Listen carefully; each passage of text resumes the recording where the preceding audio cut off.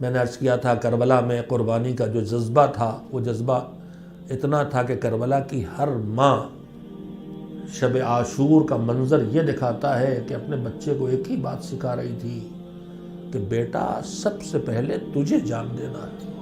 بیٹا سب سے پہلے تجھے جان دینا ہے۔ ان ماؤں میں حسین کی بہن زینب بھی ہے۔ صبح ہوئی، مولانا محمد صبح سے بار بار آتے ہیں اجازت چاہیے اجازت چاہیے، اور حسین روکتے جاتے ہیں۔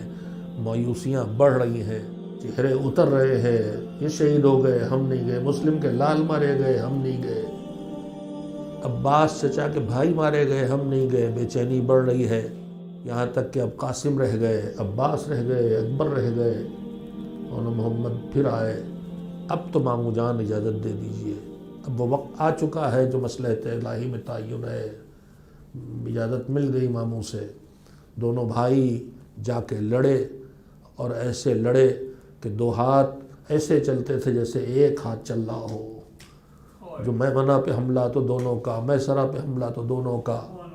اور اس جنگ کو دیکھ کون رہا ہے؟ اس جنگ کو وہ دیکھ رہا ہے جس نے گودوں میں انہیں پالا ہے، وہ دیکھ رہے ہیں جنہوں نے انہیں ہنر دکھائے ہیں۔ شاید وہیں سے آواز دے رہے ہو، شابش اون کیا سر قلم کیا ہے، شابش محمد کیا کمر پہ وار کیا ہے۔ اسی عالم میں جنگ چلتی رہی، اور ایک مرتبہ نرغ عادہ کے درمیان سے آواز آئی، مدد کے لیے آئیے۔ حسین شیر کی طرح چلے، ساتھ میں وہ عباس بھی ہے کہ جس کے شاگرد بھی ہے، جس کے بھانجے بھی ہے، جس کے گود کے پالے بھی ہیں۔ نوجوانوں کی دونوں لاشوں کو اٹھا کے خیمے میں لائے۔ تاریخ نہیں لکھتی کہ لاشوں کو رکھ کے عباس نے کچھ کہا ہو، مگر صورتحال بتاتی ہے کہ عباس سر جھکائے کھڑے ہیں، ہاتھ باندھے کھڑے ہیں، شرمندہ نگاہیں کہہ رہی ہیں، اے میری بہن بہت شرمندہ ہوں کہ تمہارا بھائی زندہ ہے جس نے گودوں میں ان کو پالا تھا، تمہارے بچے شہید ہو گئے، مگر زینب کی تو گویا یہ دعا تھی جو قبول ہو گئی۔ لاشیں لا کے رکھی گئی، ہم سمجھے اب دعا قبول ہوئی ہے تو آ کے لاشوں پہ زینب آنسو بہائے گی، مگر ایک مرتبہ بنت علی آئی، لاشوں کے درمیان جگہ بنائی، پیشانی خاک پہ رکھی، مالک تیرا شکر کہ تو نے ہماری قربانی قبول کر لی۔ زینب نے لخت جگر ہیں، گود کے پالے ہیں، مگر ماتم نہیں کیا۔ اور پوری تاریخ کربلا پڑھ لیجئے، دیکھنے کو نہیں ملتا۔ زینب جب روئی، جب رونے کا موقع ملا تو اپنے بھیا پر روئی، اپنے بیٹوں کو کبھی یاد نہیں کیا۔ 11 محرم کو جب قافلہ جا رہا تھا، بکھری ہوئی لاشیں دیکھ کے ساری بیویوں نے اونٹوں سے خود کو گرایا، وارثوں تک خود کو پہنچایا،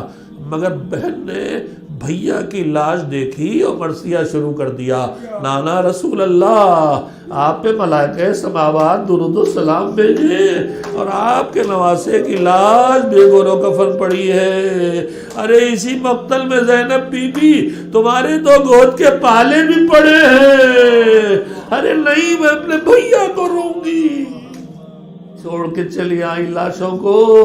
کربلا سے کوفے، کوفے سے شام تک قافلہ پہنچا، زندان شام میں قافلہ قیدی ہے۔ وہ وقت بھی آیا، آزادی کی خبر ملی،